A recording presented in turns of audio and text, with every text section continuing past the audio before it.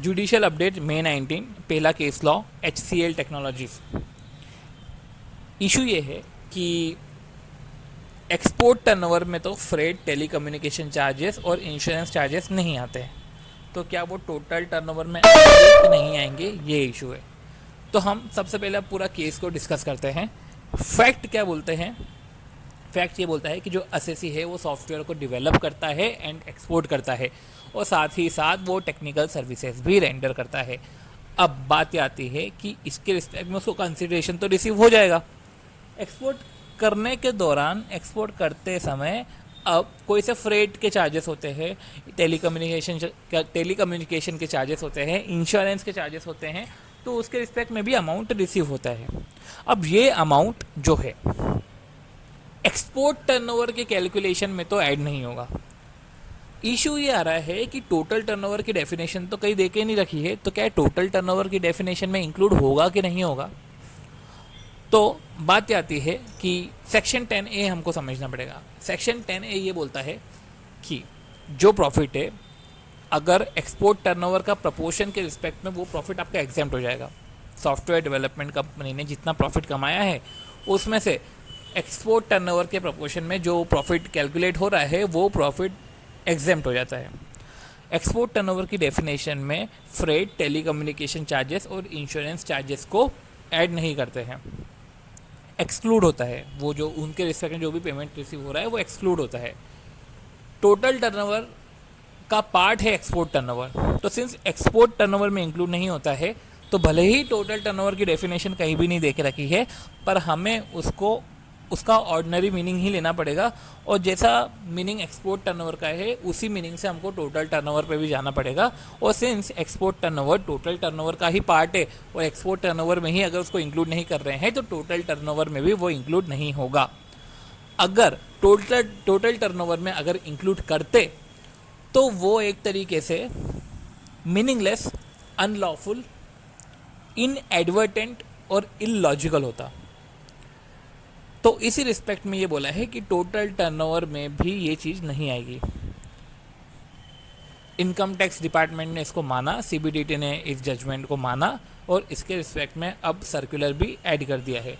Means section भी amend हो गया है, एक्सप्लेनेशन भी आ चुका है इस पर, और सर्कुलर भी इशू हो चुका है। तो ये डिसीजन सुप्रीम कोर्ट का, और केस का नाम है HCL technologies. Second case law Mahindra and Mahindra limited. Fact of the case, Mahindra को अपना जीप प्रोडक्ट लाइन को एक्सपेंशन करना था, तो उसके लिए उसको मोल्ड, डाइज एंड जो भी इक्विपमेंट है जीप प्रोडक्ट लाइन को एक्सपैंड करने के लिए, तो उसको वो सब चीज़ें चाहिए थी। तो उसने क्या किया कि के कंपनी से कॉन्ट्रैक्ट करा, तो के कंपनी ने बोला कि चलो ठीक है, मैं आपको ये सेंड करता हूँ। तो एक तरीके से महिंद्रा की हो गई है परचेज। तो परचेज हो गई है महिंद्रा की। के ने एग्री करा कि चलो ठीक है, मैं आपको उसको उधारी पे दे देता हूँ, और उसने $650,000 की उधारी पर ये सामान उसको दे दिया। महिंद्रा ने उसका अभी तक पेमेंट नहीं करा। आउटस्टैंडिंग परचेजेस है ये, और उसको 6% के इंटरेस्ट पे के कंपनी ने महिंद्रा एंड महिंद्रा को दे दिया। अब बात यह है कि जो के कंपनी है जिसने महिंद्रा एंड महिंद्रा को सामान दिया, उस के कंपनी का हो गया टेक ओवर, और AMC लिमिटेड ने के कंपनी का टेक ओवर कर दिया। अब AMC लिमिटेड ने क्या किया कि महिंद्रा एंड महिंद्रा ने जिसको भी लोन दिया था सबको वेव कर दिया। तो एक तरीके से महिंद्रा एंड महिंद्रा को अब के कंपनी को कुछ भी पेमेंट करने की ज़रूरत नहीं है, क्योंकि AMC कंपनी ने तो उसको वेव कर दिया।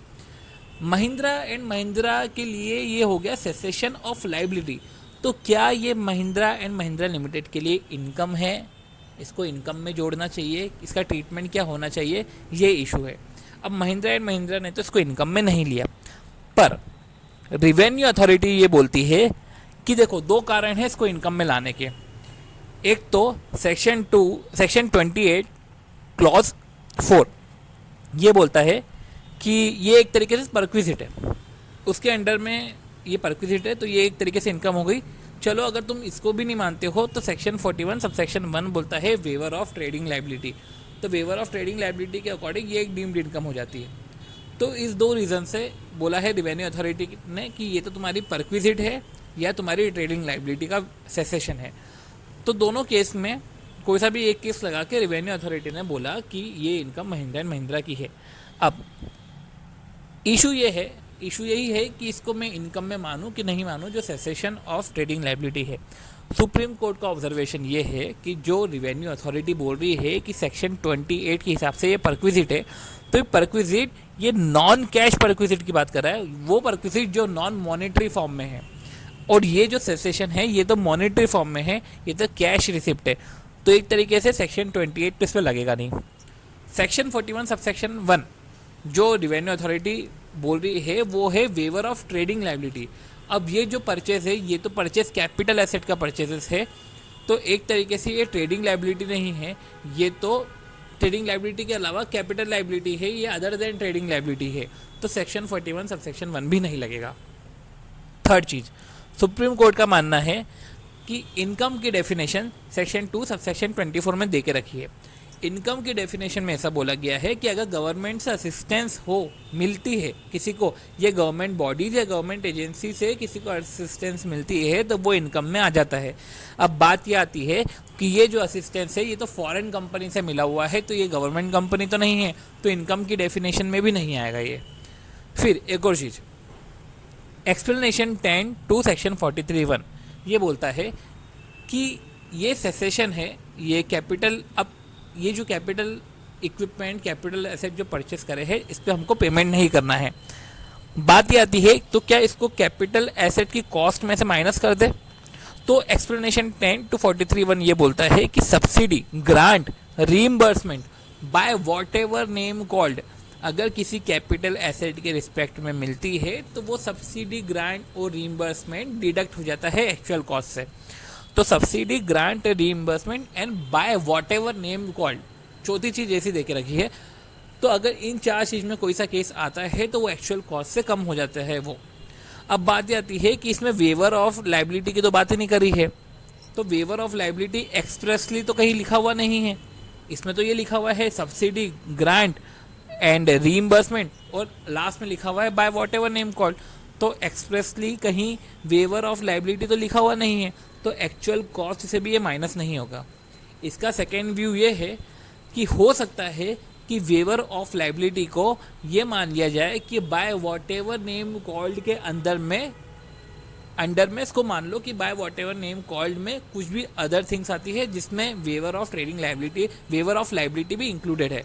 तो वेवर ऑफ लाइबिलिटी को अगर आप ये मान रहे हो bye whatever name called में वेवर ऑफ लाइबिलिटी को हम ला सकते हैं, तो सेकेंड व्यू ये है कि इसके रिस्पेक्ट में फिर आप एक्चुअल कॉस्ट से माइनस कर सकते हो। तो इस तरीके से इस पे दो व्यू आते हैं, एंड इस तरीके से ये केस लॉ ओवर होता है। केस लॉ का नाम है महिंद्रा एंड महिंद्रा। अब नेक्स्ट केस लॉ है श्री रामा मल्टीटेक लिमिटेड, जिसमें ये बोला गया है, जिसमें ये इशू है कि जो पब्लिक इशू जब कंपनी करती है तो शेयर एप्लीकेशन मनी जो रिसीव होता है उस पर जो इंटरेस्ट है वो इंटरेस्ट IFOS में जाएगा कि वो पब्लिक इशू एक्सपेंसेस से सेट ऑफ होगा। केस के फैक्ट ये है कि असेसी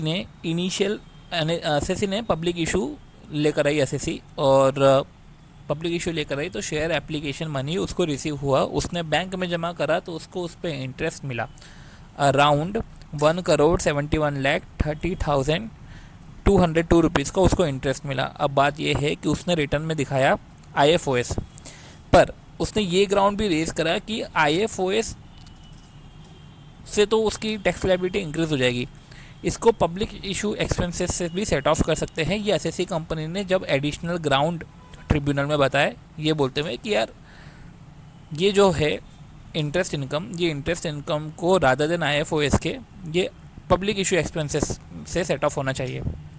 इशू यही है कि ये पब्लिक इशू एक्सपेंसेस से सेट ऑफ होगा कि ये IFOS में जाएगा। सिंस असेसमेंट में तो इसको IFOS में लेकर चले गए थे, तो क्या पब्लिक इशू एक्सपेंसेस से सेट ऑफ होगा कि IFOS इनकम मानी जाएगी। सुप्रीम कोर्ट का ऑब्जर्वेशन ये है कि शेयर एप्लीकेशन मनी जो डिपॉजिट करना होता है बैंक में, ये कंपनी अपने हिसाब से नहीं करती, कंपनी को स्टैच्यूटरीली बोला गया है बैंक में डिपॉजिट करने को। तो ये एक्चुअली में ये जो इंटरेस्ट जो अर्न हुआ है वो इनएक्सट्रिकेबली linked with the requirement of raising share capital. ये कंपनी ने इंटरेस्ट अर्निंग करने के पर्पस के लिए नहीं डिपॉजिट करा है, ये मैंडेटरी है डिपॉजिट करना। तो अब जब इंटरेस्ट इस पर अर्न हुआ है तो एक तरीके से ये इंसिडेंटल इनकम है, रादर देन ये बिजनेस पर्पस, रादर देन ये इंटरेस्ट अर्निंग के पर्पस से डिपॉजिट करा था। तो सिंस पर्पस ही इंटरेस्ट अर्न करने का नहीं है और सिंस पर्पस इधर स्टैट्यूटरी कंप्लायंस का है, तो इसमें IFOS में टैक्सेबल करने की बात नहीं आती है। ये जो इंसिडेंटल इनकम है, ये इनकम पब्लिक इशू, ये कैपिटल स्ट्रक्चर को रेज करने के रिस्पेक्ट में ये इंसिडेंटल इनकम रेज हुई है, तो ये पब्लिक इशू एक्सपेंसेस से सेट ऑफ हो जाएगा। और यही सुप्रीम कोर्ट का डिसीजन था और केस का नाम है Shri Rama multitech limited. Next case law है container corporation of India limited. Fact ये है कि ये एक गवर्नमेंट कंपनी है जिसका बिजनेस है कार्गो को हैंडल करना और कार्गो को इधर से पॉइंट ए से पॉइंट बी तक ले जाना, मतलब ये कार्गो को हैंडल करना और ट्रांसपोर्ट करना।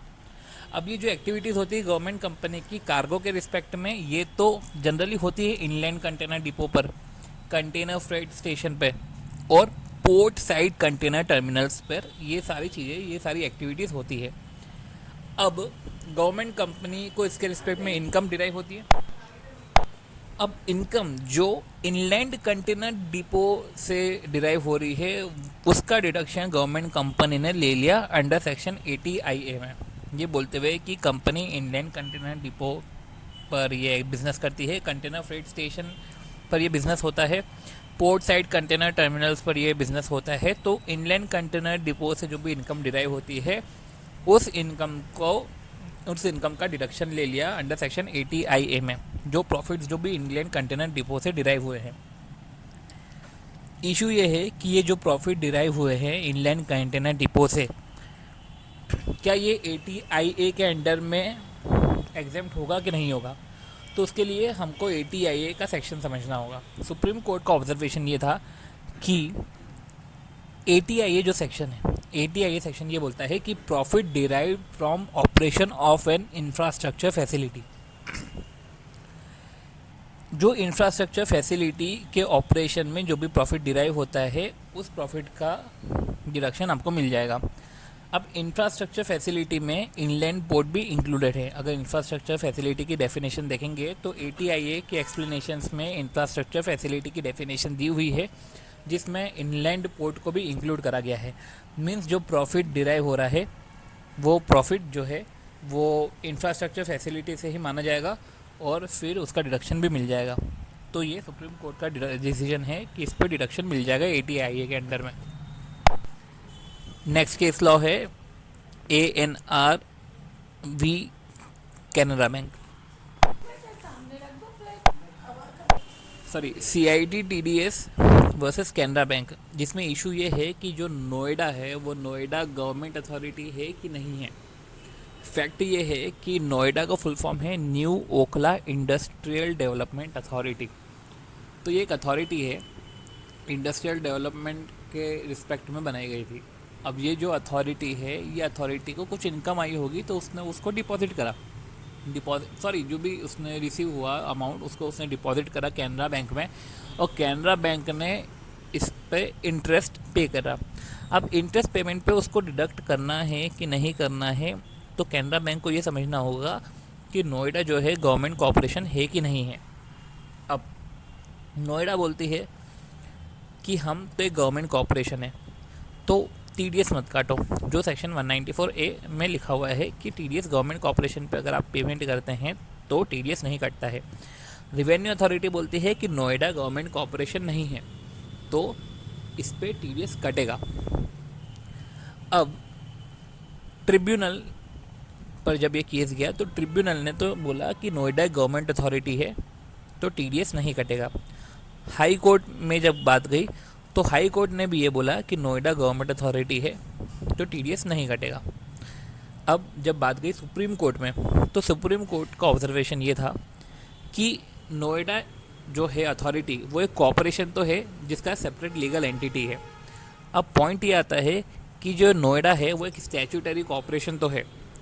अब ये स्टैट्यूटरी कॉर्पोरेशन तो है, पर ये अब गवर्नमेंट कॉर्पोरेशन में आती है कि नहीं आती है, उसके रिस्पेक्ट में नोटिफिकेशन देखना पड़ेगा।